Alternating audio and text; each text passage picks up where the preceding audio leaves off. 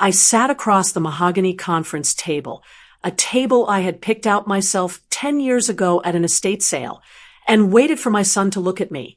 Just one glance. That was all I was asking for.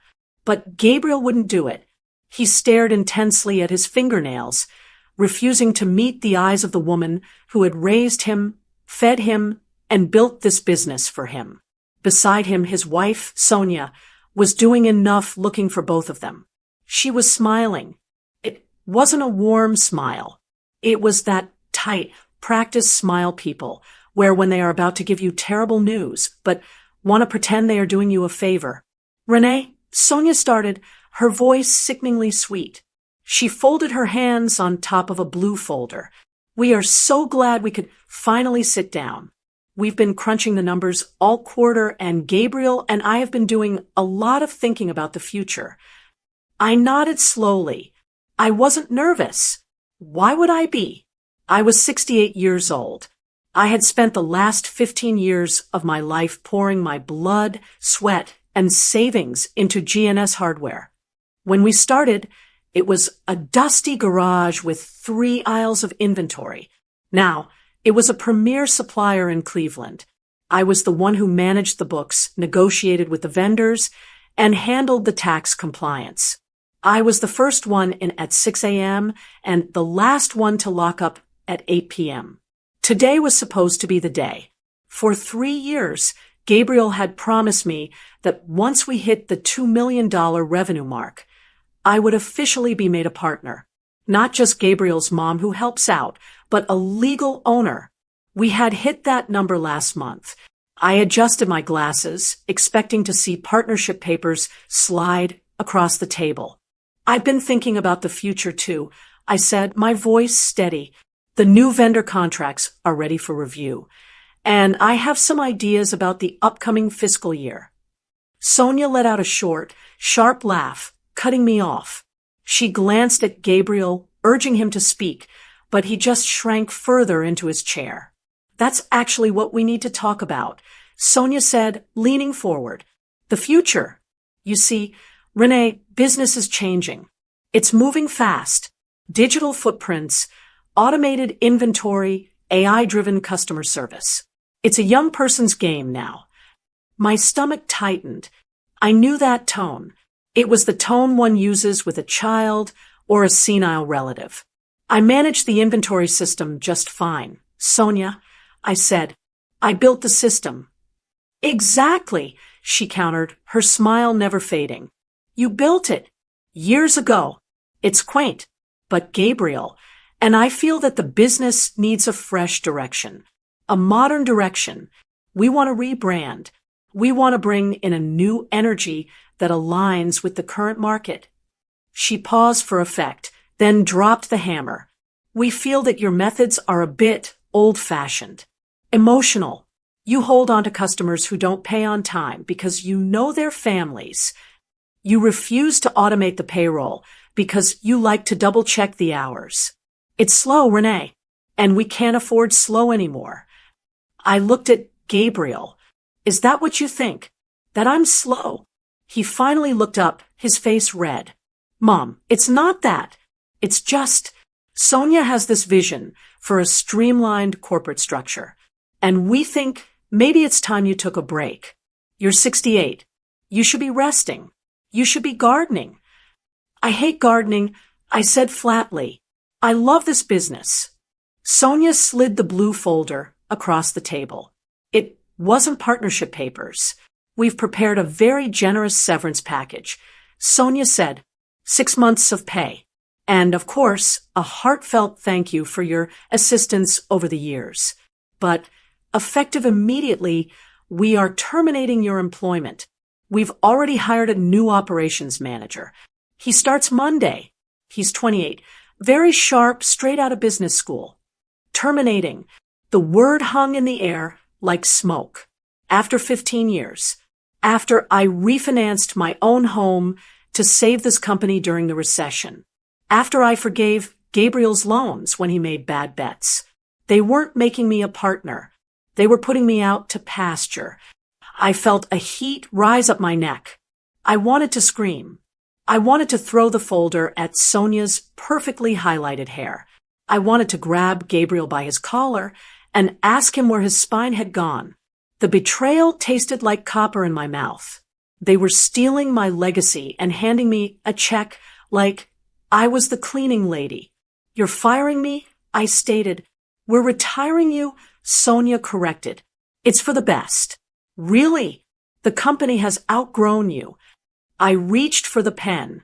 My hand was shaking, just slightly. I was about to refuse. I was about to tell them they couldn't run this place without me. I knew where the bodies were buried. I knew the passwords.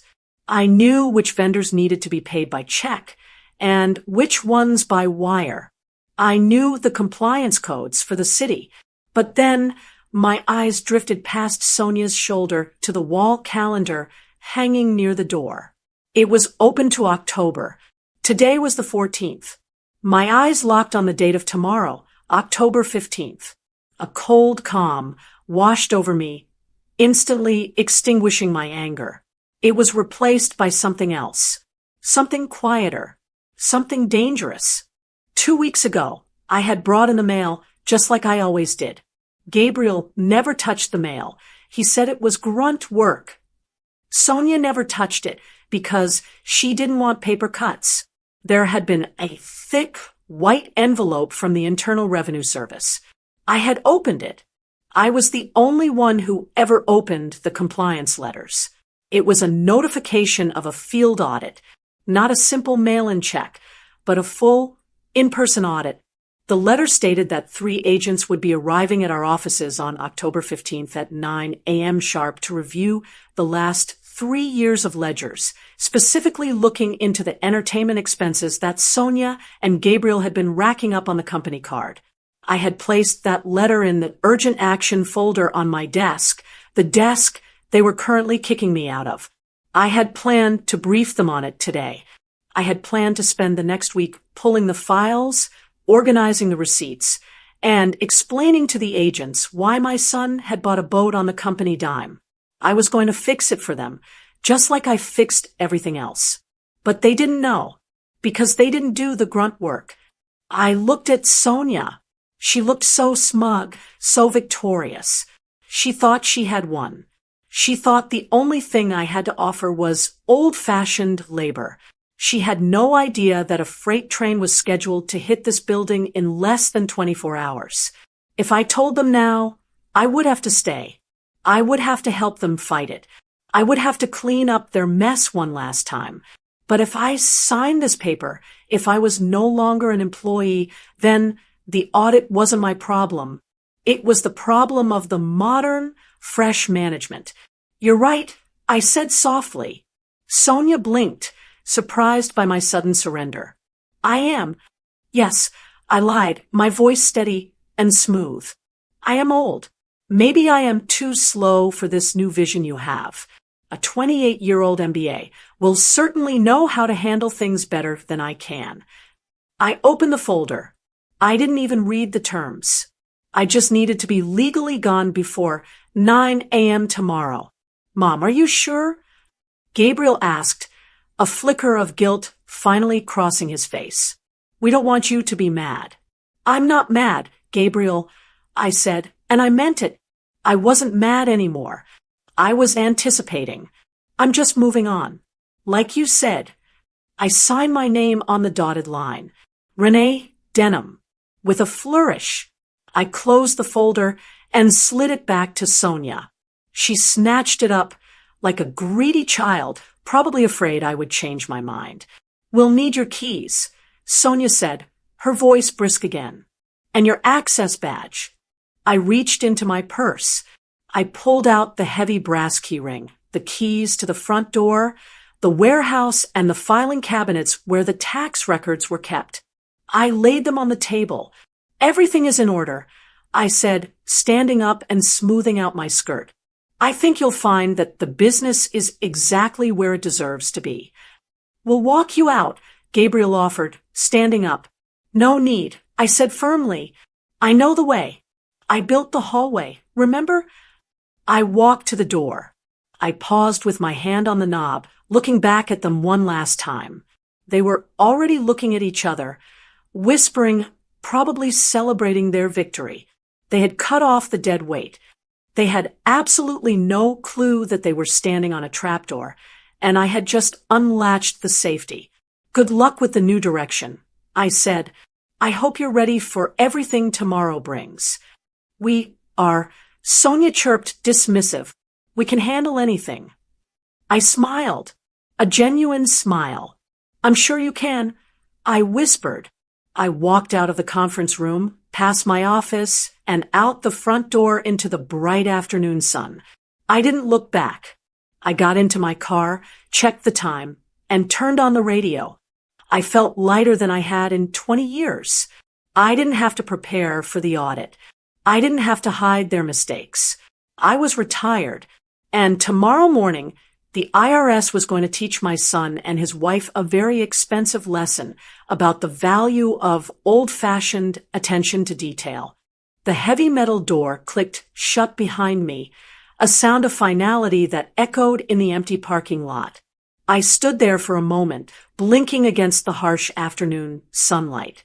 In my arms, I held a cardboard box, a simple, beat-up copy paper box that Sonia had retrieved from the supply closet.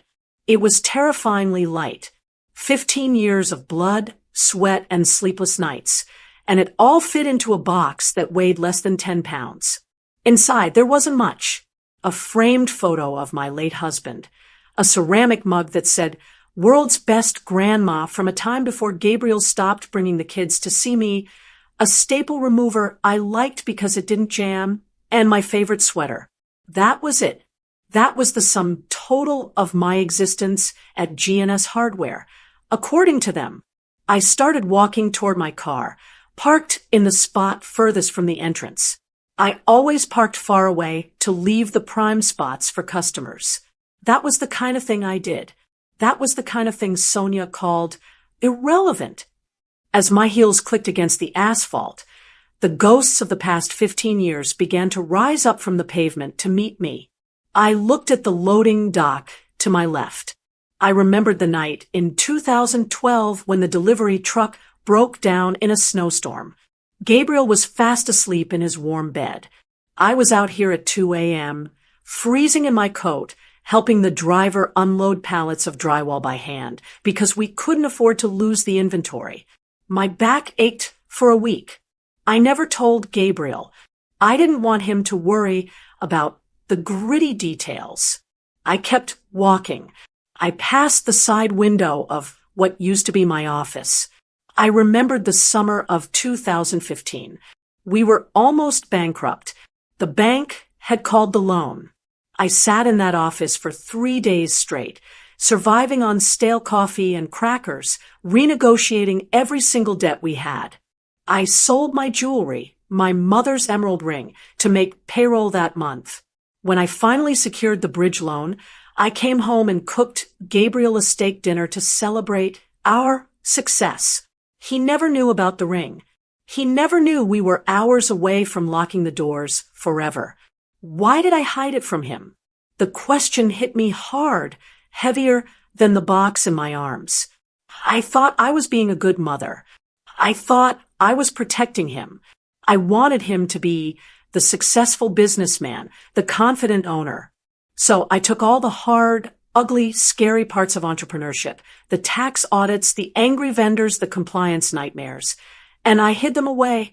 I handled them in the dark so he could shine in the light. And what was the result? I had created a man-child who thought running a business was just about shaking hands and choosing logos. I had made him weak. By shielding him from the fire, I had ensured he would burn the moment he touched a hot stove. And Sonia, she was just the gasoline. I reached my car, a sensible 4-door sedan that was 5 years old. Gabriel drove a brand new leased luxury SUV, expense to the company, of course. I set the box down on the hood of my car and leaned against the warm metal. A wave of grief washed over me, but it wasn't for the job. I wasn't grieving the title of operations manager. I was grieving the erasure of my identity. For a decade and a half, this building was my third child. I nurtured it. I cleaned up its messes. I watched it grow. Sonia wanted to turn it into a corporate machine. She talked about algorithms and automated customer service. She didn't understand that Mrs. Higgins comes in every Tuesday not just for light bulbs, but because she's lonely and wants to chat about her cats. She didn't understand that the contractors buy from us because I ask about their kids by name. Sonia saw numbers. I saw people. And now she was going to scrub away the human touch that made us profitable. They wanted to erase me.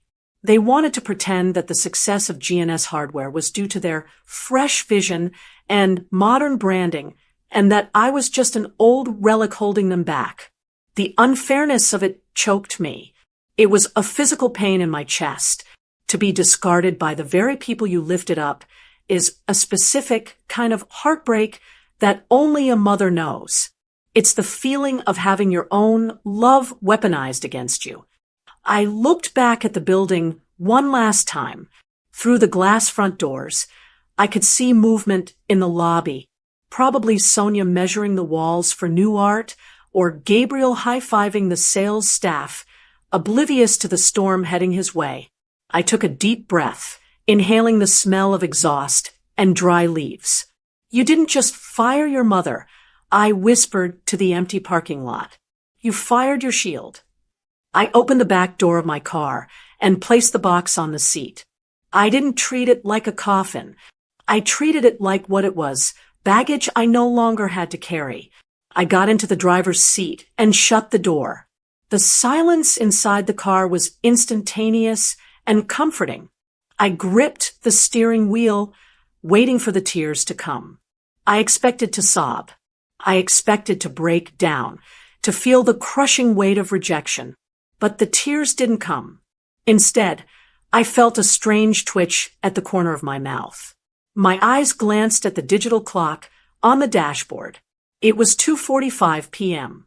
In less than 19 hours, Special Agent Miller from the IRS, a man I had spoken to on the phone, once a man who sounded like he didn't have a sense of humor, would be walking through those glass doors.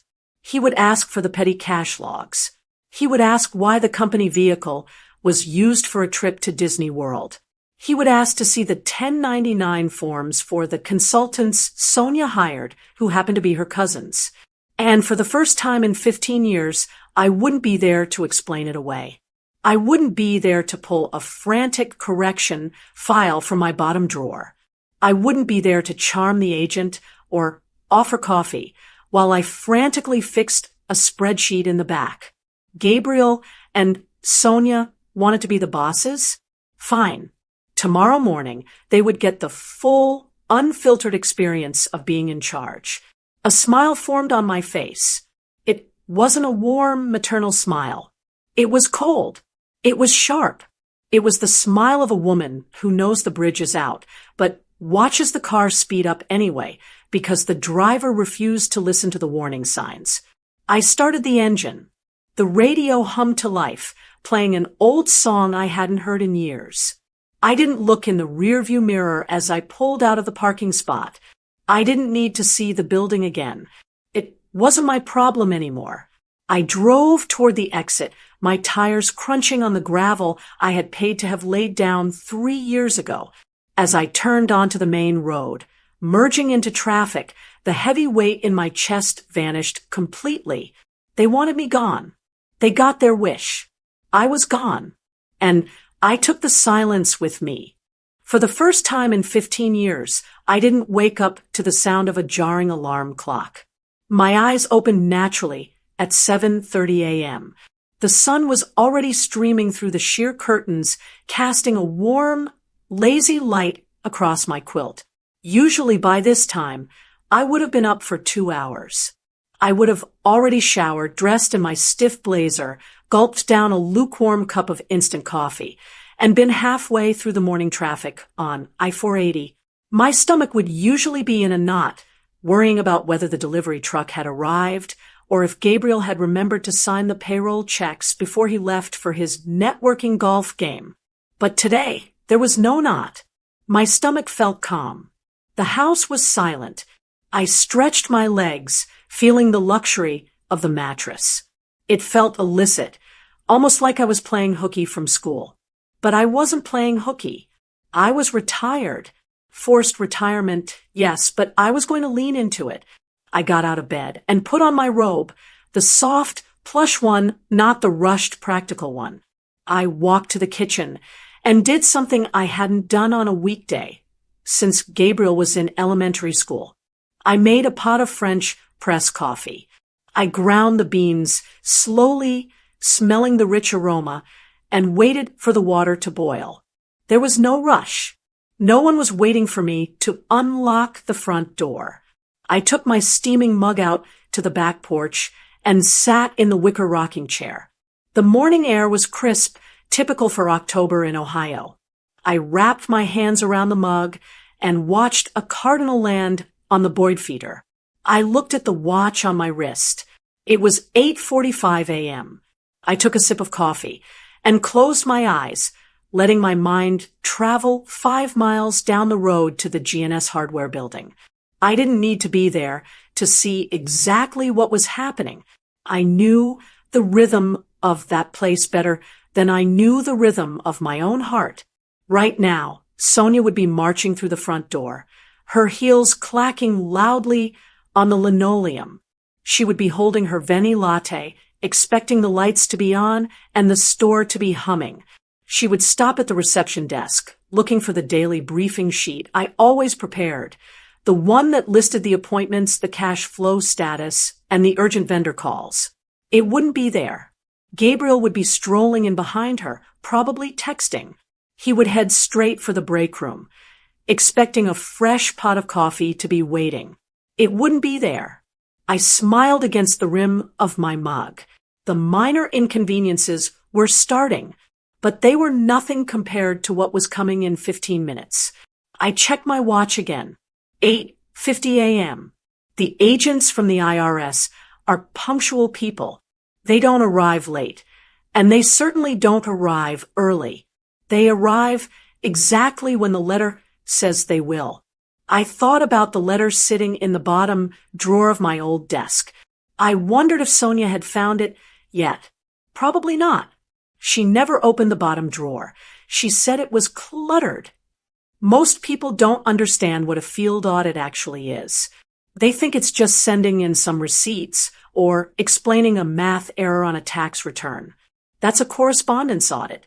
That's easy. A field audit is different.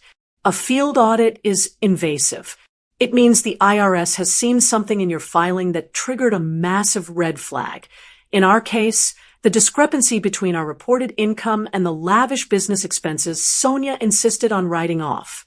When a field agent comes to your business, they don't just want to see paper. They want to interview you. They want to tour the facility. They want to see the inventory. They want to trace a single dollar from the moment it enters the cash register to the moment it leaves the bank account. They call it the audit trail. And that was where Gabriel and Sonia were about to walk into a wall. Because I was the trail. For years, Sonia had complained that my filing system was archaic. She hated the color-coded physical folders and the specific way I named the digital files. She wanted everything on the cloud, accessible by an app on her phone. But I kept it my way for a reason: security and accuracy. The digital files, the ones containing the detailed ledgers, the vendor 1099s, and the payroll breakdowns, were all on the local server. And they were all password protected. Not just one password. I had set up a tiered access system last year after our server was almost hacked to access the 2022 financials, the exact year the IRS was coming to inspect. You needed the administrator key. I was the administrator. Gabriel didn't know the password. He never bothered to learn it because he wasn't a computer guy. Sonia didn't know it because she refused to attend the security training meeting, claiming she had a lunch date. I imagine the scene. It was 8:55 a.m. now. By now, they would be realizing I wasn't just gone. They would be realizing the office was locked down. They might be trying to get into my computer to print the quarterly summary Sonia liked to look at. They would be seeing the access denied screen blinking in red letters. But the real panic wouldn't set in for another 5 minutes. I watched the second hand on my watch sweep past the 12. 9 a.m. Showtime. Right now, a nondescript sedan would be pulling into the parking lot. 3 people, 2 men and a woman, if they stuck to the standard team, would be getting out. They would be wearing business suits, carrying briefcases that looked heavy because they were full of the authority of the United States government. They would walk up to the glass doors. They would see the open sign. They would walk up to the front counter where the new 28-year-old operations manager, if he had even started yet, would be standing looking confused. "Good morning," the lead agent would say. "We are here for the scheduled audit of GNS Hardware. We are looking for Renee Denham or the current owner." I took a long, slow sip of my coffee. It was the best cup I had ever tasted. I could picture the blood draining from Gabriel's face. I could see the fake smile dropping off Sonia's lips. "Scheduled." Gabriel would stammer. "What do you mean scheduled?" "We sent a notification letter on October 1st. The agent would reply, pulling a copy from his briefcase. It was confirmed received. Gabriel would look at Sonia. Sonia would look at Gabriel. And then, inevitably, they would both look at the empty chair in my office. They would realize, in a terrifying rush of clarity, that they had fired the only person who knew the agents were coming. They had fired the only person who could explain why there were 2 sets of books for the inventory. They had fired the only person who knew where the missing receipts for the warehouse renovation were actually filed, under C for capital improvements, not R for renovations, a system I tried to explain to Sonia a dozen times. Without me, they were naked, they were exposed. I set my mug down on the patio table. A gentle breeze rustled the leaves of the oak tree in my yard. It was so quiet here, so peaceful. I knew my phone was going to ring. I knew it in my bones. It wouldn't be right away. First, they would try to bluff. Then they would try to stall. Then they would try to find the files themselves. But around 10 o'clock or 10:30, panic would overtake pride. They would realize they were drowning, and they would remember that I was the only life raft they had ever known. I leaned back in the rocking chair and closed my eyes, letting the sun warm my face. I wasn't going to call them. I wasn't going to warn them. I was going to sit here, drink my coffee, and let the silence do the work for me. They wanted a fresh start. They just got one. Let's see how they liked the heat. By 10 a.m., the silence in my house had shifted from peaceful to heavy with anticipation. I had finished my coffee on the porch and moved inside to tidy up the kitchen, wiping down counters that were already clean. It was busy work. I was trying to keep my hands moving, so I wouldn't stare at the phone sitting on the island. I knew exactly what was happening 5 miles away. The initial pleasantries with the IRS agents would be over. The tour of the warehouse would be finished. Now they would be sitting in the conference room, the same room where I was fired less than 24 hours ago, and the lead agent would be asking the hard questions. They would be asking for the substantiation documents. They would be asking for the digital logs. At 10:15 a.m., I decided to prune the African violets on the windowsill. Snip, snip, snip. I focused on the dead leaves, treating them with more care than my own family had treated me. Then, at 10:30 a.m. exactly, the silence shattered. My cell phone began to buzz and ring against the granite countertop. The screen lit up, displaying a picture of Gabriel from his college graduation, smiling, hopeful, and not yet married to Sonia. I stared at the phone for 3 full rings. My heart did a traitorous little stutter. That was my son. The instinct to pick up, to soothe him, to fix whatever was wrong, was burned into my DNA. For 30 years, His ringtone was my call to action. But then I remembered the blue folder. I remembered the smirk on Sonia's face when she said I was too emotional. I picked up the phone. I didn't rush. I swiped the green button and brought the device to my ear. "Hello," I said, my voice calm and measured. "Mom, thank God." Gabriel's voice was a jagged wreck. He was breathless, practically hyperventilating. I could hear the background noise, the shuffle of papers, the hum of office machinery, and a low, tense murmuring that sounded like people arguing. "Mom, you have to help me. Right now." "Gabriel, slow down," I said, leaning my hip against the counter. "What's wrong?" "I'm in the middle of some gardening." "Gardening?" "Mom, the IRS is here." He shrieked the acronym, his voice cracking. "3 of them. They're in the conference room, with Sonia. They said they sent a letter 2 weeks ago. Why didn't you tell us? They're tearing the place apart." "A letter?" I asked, injecting just the right amount of mild surprise into my tone. I recall seeing a compliance notice come in earlier this month. I put it in the urgent file. "Did you not check the urgent file before you reorganized the office yesterday?" We didn't look in the files.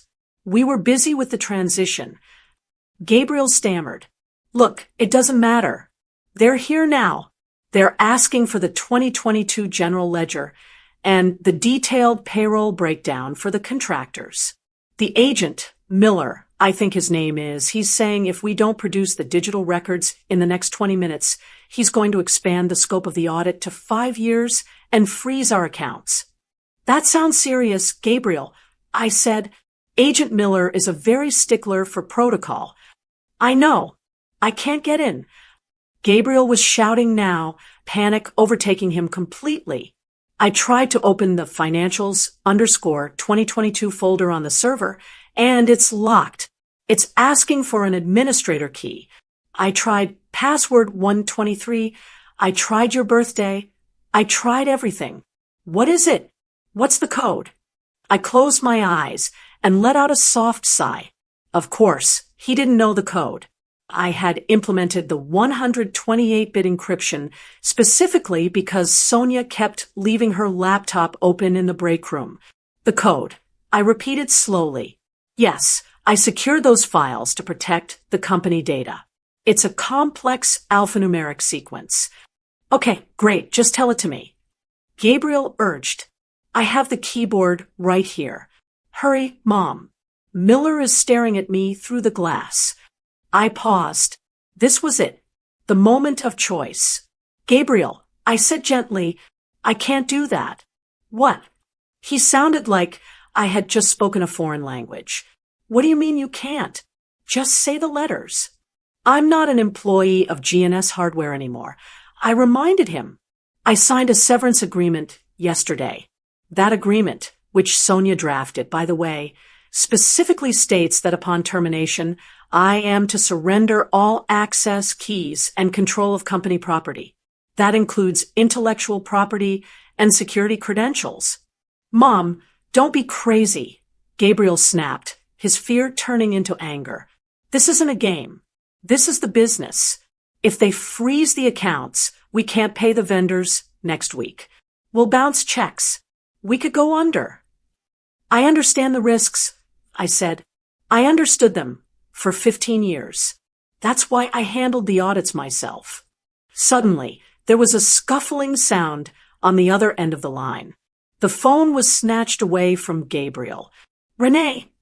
Sonia's voice pierced my ear, shrill and vibrating with rage. She wasn't asking, she was demanding. "Stop this passive-aggressive nonsense immediately. We don't have time for your little pity party. Give me the passwords. Now." Her tone hardened my resolve like concrete. She wasn't scared. She was entitled. She truly believed that even after throwing me out, she owned my brain and my labor. "Hello, Sonia," I said, keeping my voice dangerously low. "It sounds chaotic over there." "It is chaotic because of you," she screamed. I could hear the desperation beneath the anger. "You hid this audit. You sabotaged us. I will sue you. I will drag you to court for corporate sabotage if you don't give me that password in the next 10 seconds. You want to sue me? I asked, looking at my fingernails. You're welcome to try, but I think your lawyers will be a bit busy dealing with the federal government. And as for sabotage, I didn't delete anything. The files are right there. You just don't know how to reach them because you fired the only person who did. Renee, please. Gabriel's voice came back, fainter, like he was leaning over Sonia's shoulder. Just help us this one time. We'll talk about the partnership again. We can fix this. The partnership. The carrot they had dangled in front of me for a decade. Hearing him offer it now, as a bribe to save his own skin, was the final insult. No, Gabriel, I said firmly. We won't. Renee. Sonia barked. The password. Miller is walking over here. I'm sorry, Sonia, I said, my voice crisp and professional. But yesterday in that very room, you told me that I was too emotionally involved and that the business needed a fresh, modern direction. You said my methods were old-fashioned. So, she screeched. So, I continued, this is me stepping back. This is me letting you handle the business with your modern methods. I'm sure a 28-year-old MBA can figure out how to crack a 128-bit encryption key. It's a young person's game now, isn't it? You vindictive old. Sonia started. I have to go now. I cut her off. I have a lot of gardening to do. Good luck with Agent Miller. Tell him I said, hello. Mom. Wait. Don't. Gabriel shouted. I pulled the phone away from my ear and pressed the red end call button. The silence rushed back into the kitchen, instantaneous and absolute. My hand was trembling slightly, but not from fear. It was the adrenaline of finally standing up. I stared at the phone, half expecting it to ring again. It did, almost immediately. I reached out and pressed the power button on the side of the phone, holding it down until the screen went black. I placed the phone face down on the counter. I took a deep breath, inhaling the scent of the African violets and the coffee grounds. I felt a weight lift off my shoulders, a weight I hadn't realized I was carrying since Gabriel was born. I wasn't his shield anymore. I wasn't his fixer. I was just Renee, and Renee had a garden to tend to. It took exactly 3 weeks for the walls to come down. For me, those 3 weeks were the quietest of my life. I didn't turn my phone back on for the first 3 days. When I finally did, there were 14 voicemails from Gabriel and 6 from Sonia. I didn't listen to a single one. I simply pressed delete all. If it was a genuine emergency, like a hospital visit, the police would have come to my door. Anything else was just noise I no longer had the bandwidth to process. I settled into a routine that felt strange, but wonderful. I woke up when I wanted. I read books I had bought 5 years ago and never opened. I actually cooked dinner instead of heating up a microwave meal at 8:30 p.m. after locking up the store. But in a small town like ours, you don't need a cell phone to know when a local business is imploding. You just need to go to the grocery store on a Tuesday morning. I was in the produce aisle, inspecting a bag of gala apples, when I heard a familiar voice behind me. Renee, is that you? I turned around to see Mary, the shift supervisor, who had worked the front counter at GNS Hardware for 7 years. Mary was a good woman, reliable and honest. But today, she wasn't wearing her blue company polo. She was wearing jeans and a sweatshirt, and she looked exhausted. Hello, Mary, I said, putting the apples in my cart. You're not at the store today? Mary let out a dry, humorless laugh. Nobody is at the store today. Renee, didn't you hear? The doors are locked. They sent us all home yesterday afternoon. I felt a pang of sympathy for her, but I kept my face neutral. I haven't heard anything. I've been retired. Mary looked around to make sure no one was listening, then stepped closer, leaning over her shopping cart. She was bursting to tell someone, and who better than the woman who used to run the ship? It's a disaster, Renee. A complete disaster. She whispered. After you left, that IRS audit didn't just go away. Those agents, they camped out in the conference room for 5 straight days. 5 days. Usually they're gone in an afternoon, right? If your books are clean, yes, I said. Well, ours weren't. Mary shook her head. Apparently, without you there to explain things, Gabriel and Sonia couldn't answer a single question. Agent Miller asked for the substantiation on the travel expenses for the last 2 years. You know, that marketing retreat they took to Cabo San Lucas. I nodded. I remembered it well. I had told them specifically that they couldn't write that off as a business expense because there was no business purpose. I had categorized it as a personal owner draw, meaning they had to pay taxes on that money. They tried to tell the IRS it was a legitimate client acquisition trip. Mary said, her eyes wide. But they didn't have a single receipt for a client meeting. Not one. Miller found out they stayed at an adults-only resort for 7 days. He flagged it as tax fraud. Fraud is a strong word. I murmured, though I knew it was the right one. That wasn't even the worst part. Mary continued, her voice dropping lower.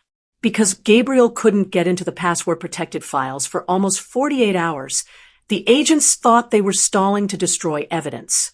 By the time they finally paid an IT guy $3,000 to crack your encryption, the agents were already angry. They decided to expand the scope. Expand it to what? I asked. Everything, Mary said grimly. They went back 5 years. They looked at the payroll. They looked at the inventory depreciation. And they found the consultants. I stiffened. I had always suspected Sonia was funneling money to her family, but I never had proof because she handled those checks personally from the operating account, bypassing my ledger until the end of the month.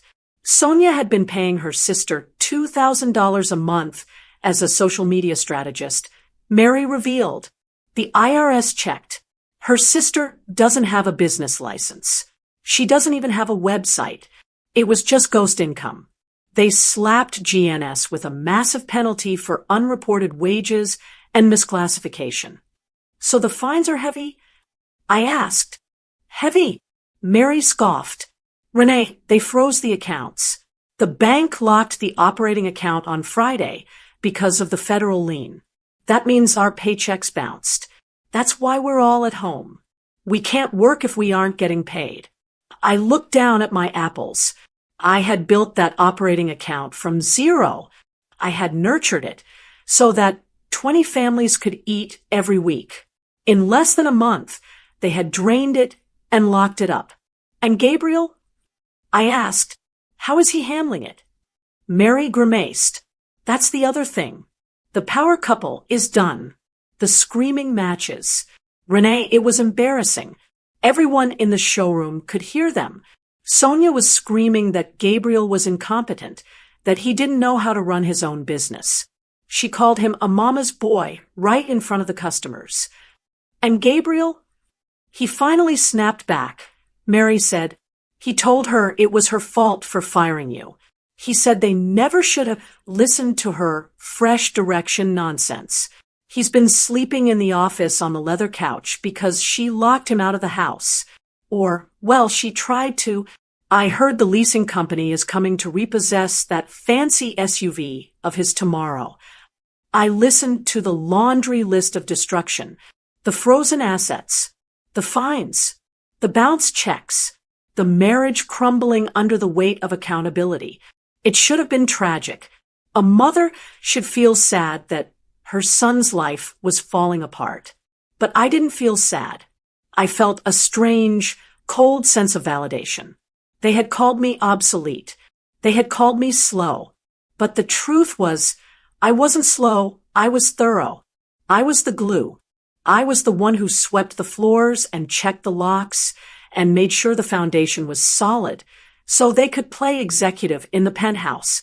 They had removed the foundation to make the building look modern, and now they were shocked that the roof had caved in on their heads. "I'm sorry, Mary," I said sincerely. "You and the other staff didn't deserve this. You should file for unemployment immediately. Don't wait for them to fix it. They can't fix it." "I already filed this morning," Mary sighed. "We all did. It's a sinking ship, Renee, and the captain is crying in the bathroom while the first mate screams at the ocean." She reached out and squeezed my arm. "We miss you, you know. The store, it felt safe when you were there. We knew we'd get paid. We knew things worked. It's just chaos now." "I know," I said. "It was good seeing you, Mary." She pushed her cart toward the dairy aisle, leaving me standing there with my apples. I walked to the checkout line. The cashier scanned my items: apples, bread, tea, a nice bottle of wine. I slid my debit card into the reader. It beeped. Approved. I had money in the bank. I had a paid-off house. I had my dignity. Gabriel and Sonia had the fresh direction they wanted. They had the chaos they created. I walked out to my car, loading my groceries into the trunk.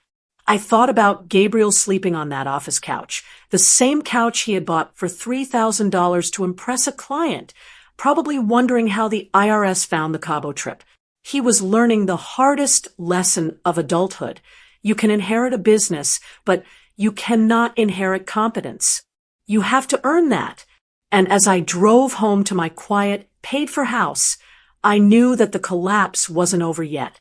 The silence from the store was deafening, but the noise in their lives was just beginning. I turned up the radio and hummed along. I had a lot of reading to catch up on. Retirement is a funny concept. Society tells you that when you hit 65 or when you get pushed out of your job, you're supposed to just stop. You're supposed to sit in a recliner, watch daytime television, and wait for the twilight to fade into night. They expect you to become invisible. For the first week after I left G&S Hardware, I tried to do exactly that. I read 3 novels. I reorganized the pantry twice. I pruned every bush in the garden until they looked like military haircuts. But by the second week, I felt an itch under my skin. It wasn't anxiety. It was wasted energy. I realized something sitting at my kitchen table with a perfectly balanced checkbook. I wasn't tired. I was just unemployed. My brain was still sharp. My ability to spot a decimal error from a mile away hadn't disappeared just because Sonia took my keys. I didn't miss the drama, and I certainly didn't miss the ungratefulness of my son, but I missed the work. I missed the satisfaction of bringing order to chaos. So, I did what I have always done. I got to work. I didn't rent a fancy office downtown. I didn't buy a billboard or hire a social media strategist like Sonia did.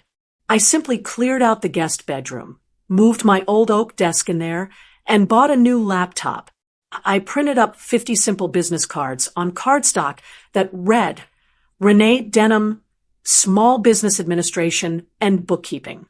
I started small. I went to the local bakery where I bought my sourdough bread. I knew the owner, Sarah, was struggling with her payroll taxes because she was a brilliant baker but a terrible accountant. I offered to help her sort out her quarterly filing for a flat fee. When I handed her the organized binder 3 days later, she looked at me like I was a magician. Renee, she said, wiping flour off her cheek, you just saved me 10 hours of crying in the back office. Word travels fast in a small business community. Sarah told the mechanic next door. The mechanic told the florist. Within 10 days, I had 5 clients. They weren't looking for modern branding or AI integration. They were looking for someone who answered the phone, knew the tax codes, and didn't make mistakes. They were hungry for competence. It was a Tuesday afternoon when the real validation came. I was sitting in the corner booth of the downtown diner, meeting with a potential new client, when the bell above the door chimed. In walked Frank Henderson. Frank was one of the biggest general contractors in the county. He had been GNS Hardware's largest account for 8 years. He bought all his lumber, drywall, and fixtures from us. He was a gruff, no-nonsense man who chewed on unlit cigars and hated excuses. He spotted me across the room. His face, usually set in a scowl, softened into a look of genuine relief. He marched right over to my booth, ignoring the "Please wait to be seated" sign. "Renee Denham," he boomed, his voice carrying over the clatter of silverware. "I heard a rumor you were hiding out here." "Hello, Frank," I smiled, gesturing to the empty seat across from me. "I'm not hiding. I'm consulting. How are things at the job site?" Frank pulled out the chair and sat down heavily, looking like a man carrying the weight of the world. He took the unlit cigar out of his mouth and slammed his hand on the table. "The job site is fine. My supply chain is a disaster," he growled. "I just came from your old place. GNS. It's a ghost town, Renee. A ghost town." I took a sip of my iced tea. "Is that so?" I tried to pick up a special order for the custom windows on the Miller project. The one we talked about 2 months ago. Frank shook his head. They didn't have it. The kid at the counter, some new guy who looked like he'd never held a hammer, said the order was never placed. Can you believe that? A $50,000 order, never placed. I could believe it. Special orders required a 50% deposit and a specific vendor code entry. Sonia probably thought the computer did it automatically. I asked to speak to Gabriel. Frank continued, his face reddening. They said he was unavailable. I asked to speak to Sonia. They said she was in a meeting. I walked back to the warehouse myself to find the invoice, and the place was a wreck. Pallets everywhere, inventory mislabeled. It looked like a bomb went off. "I'm sorry to hear that, Frank," I said. "Building a reputation takes years. Losing it takes days." Frank leaned in closer, lowering his voice. "Renee, I pulled my account. I told them right then and there. I'm done. I can't build houses if I don't have materials. But here's the thing. I don't just need lumber. I need someone to handle the invoicing for my subcontractors. My current bookkeeper is retiring, and hearing what happened to G&S, it scared me." He looked me in the eye, and the gruffness faded. "The place fell apart without you, Renee. We all knew it. We all knew who really ran the show. Gabriel was the face, sure. But you were the spine. You were the one who made sure the gears turned." I felt a lump form in my throat. For 15 years, I had told myself that my work mattered, even when Gabriel rolled his eyes at my spreadsheets. But to hear it from Frank, a man who ran a multi-million-dollar company, was different. It was the external proof I hadn't realized I needed. We all knew who ran the show. I wasn't invisible. I wasn't obsolete. "I'm actually taking on new clients for administrative consulting," I said, sliding one of my simple business cards across the table. "I can handle your subcontractor invoicing. I can organize your vendor payments. I can make sure you never miss a tax deadline." Frank picked up the card like it was made of gold. He didn't ask about my fresh vision. He didn't ask if I knew how to use TikTok. "When can you start?" he asked. "I have an opening tomorrow morning," I said. "Bring me your shoebox of receipts. Frank, let's get you sorted." He shook my hand, and his grip was firm. "You're a lifesaver, Renee. And tell Gabriel, well, never mind. I think the empty parking lot is telling him enough." Frank left the diner, and I sat there for a moment looking at the empty chair. I had walked into this diner as a retired woman looking for a hobby. I was walking out with one of the biggest contracts in the county. I packed up my laptop and paid my bill. As I walked to my car, my phone dinged. It was a deposit notification from Sarah the baker. She had paid her invoice instantly. I got into my car and checked the rearview mirror. I looked different. The lines on my face were still there, but the heaviness around my eyes was gone. I looked capable. I looked dangerous in the best possible way. GNS Hardware was crumbling because they thought they could replace competence with image. They thought the old way was the problem. But Frank was right. I was the spine. And now that I was standing on my own, I was standing taller than ever. I drove home to my guest bedroom office. I had work to do, and for the first time in a long time, every dollar I earned, every problem I solved, and every thank you I received belonged 100% to me.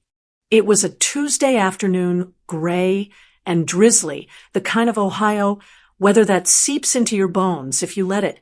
I was sitting at my desk in the guest bedroom, finishing up the quarterly reconciliation for Frank Henderson.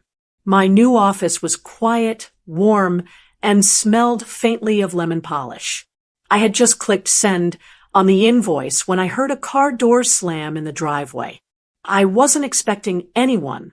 My clients usually emailed, and the mail carrier had already come and gone. I stood up and walked to the front window, peeling back the sheer curtain just an inch. Standing on my front porch, shaking the rain off a coat that looked like it hadn't been dry cleaned in a month, was Gabriel. I hadn't seen my son in face-to-face since the day I walked out of the conference room. I had seen his picture on my phone when he called in a panic, and I had heard the stories from Mary and Frank, but seeing him in the flesh was different. He looked 10 years older. His shoulders, usually squared back with unearned confidence, were slumped forward. His hair, typically gelled and styled, was thinning and messy. He looked like a man who hadn't slept through the night in weeks. My heart did that motherly lurch, that instinctive urge to run out, wrap him in a blanket, and feed him soup. But I stayed put. I reminded myself of the blue folder. I reminded myself of the fresh direction. He knocked. It wasn't the assertive knock of a CEO. It was a hesitant, desperate tapping. I walked to the door and opened it. "Hi, Mom," Gabriel said. His voice was raspy. He looked at me, then looked past me into the warm house, as if hoping I would invite him back into the womb. "Hello, Gabriel," I said, keeping the screen door latched for a moment. "You're wet." "Can I come in?" he asked. "Please. I need to talk to you. It's important." I unlatched the door and stepped back. He walked in, dripping water onto my hardwood floors. He didn't apologize for the mess. He just stood there, looking around at my new life, as if he couldn't believe I continued to exist without him. "I'll put the kettle on," I said. "Go sit in the living room." I went to the kitchen. My hands were steady as I filled the kettle. I arranged a tray, 2 cups, the good sugar bowl, and a few biscuits. It was the hospitality he had been raised with, even if he didn't deserve it right now.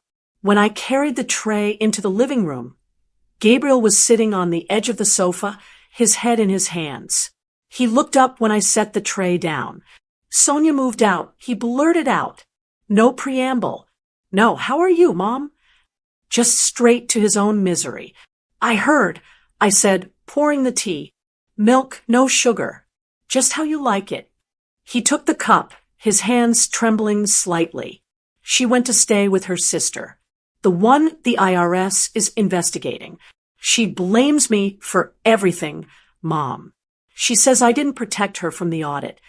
She committed tax fraud." "Gabriel," I said gently, sitting in my armchair opposite him, "you can't protect someone from the consequences of their own greed." He flinched. I know we messed up. That's why I'm here." He took a large gulp of the hot tea, burning his tongue, but he didn't seem to care. He set the cup down and leaned forward, his eyes pleading. "Mom, it's bad. It's worse than Mary probably told you. The fines, they're over $150,000. And That's just the initial assessment. Miller is threatening criminal charges for the ghost payroll. The bank won't unfreeze the operating account until we show a remediation plan. I nodded, sipping my tea. That sounds accurate. Federal tax liens are very serious. We can't pay the vendors, Gabriel continued, his voice rising in panic. Frank left. The electrical supplier is threatening to sue. We have inventory rotting on the shelves because we can't ship it. The business is bleeding out. He took a breath, and then he said the words I knew were coming. I need you to come back. I didn't blink. I didn't smile. I just watched him. I'm not asking for a partnership, he added quickly, misinterpreting my silence. I know things got messy with the severance, but we need you. Miller likes you. He asked where you were. If you come back, just for a few months, you can talk to him. You can organize the remediation plan. You can fix the books. You can call Frank and get him back.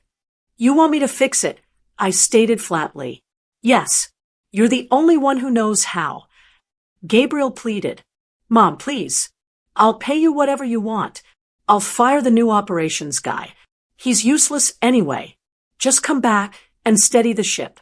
Then, he played his final card. The one he thought was an ace. Do you really want to see the family legacy destroyed? He asked, his voice dropping to a whisper. Grandpa started this hardware store in a garage. You and Dad built it up. Do you want to watch it die because of a rough patch?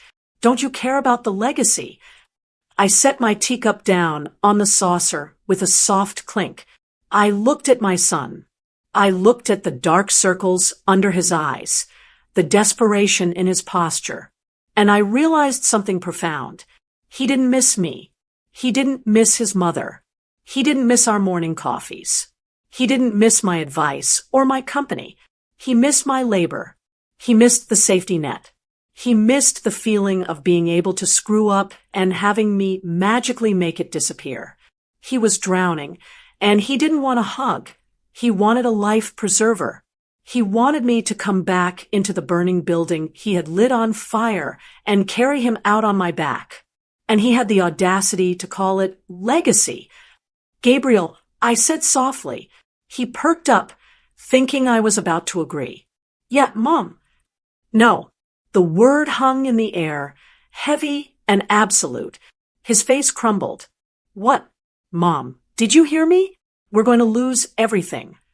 I heard you, I said, and the answer is no. But why?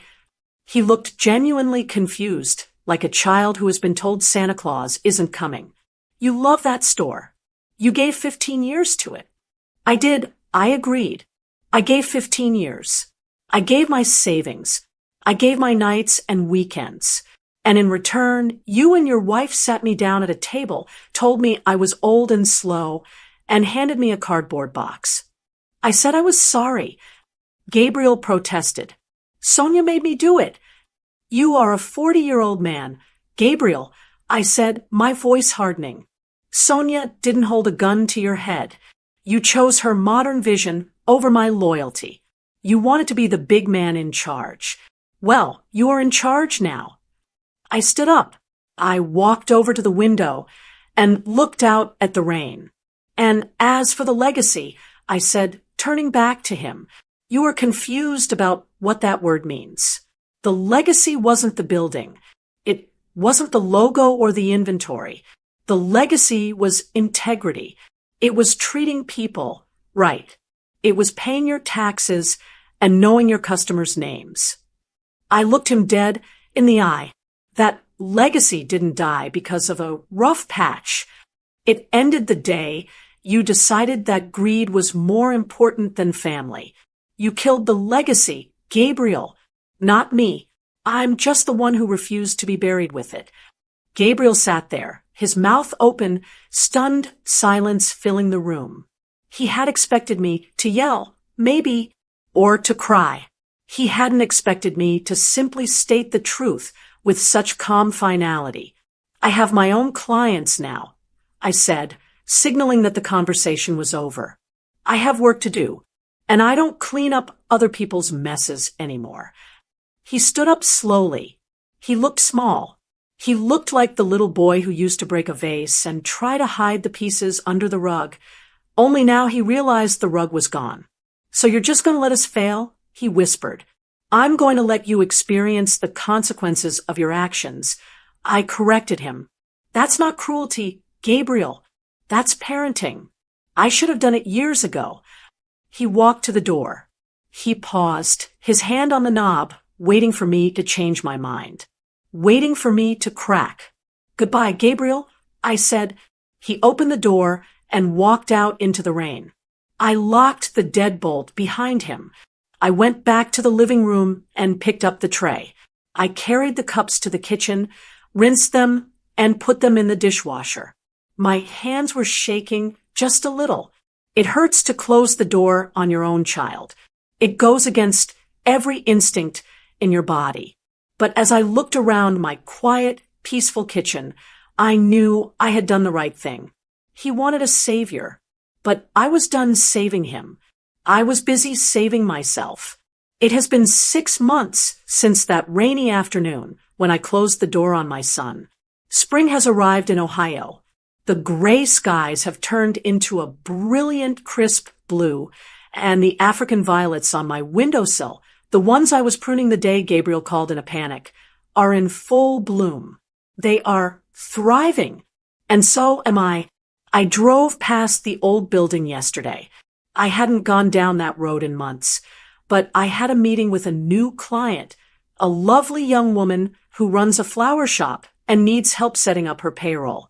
Her shop is just a few blocks past GNS Hardware, or rather, what used to be GNS Hardware.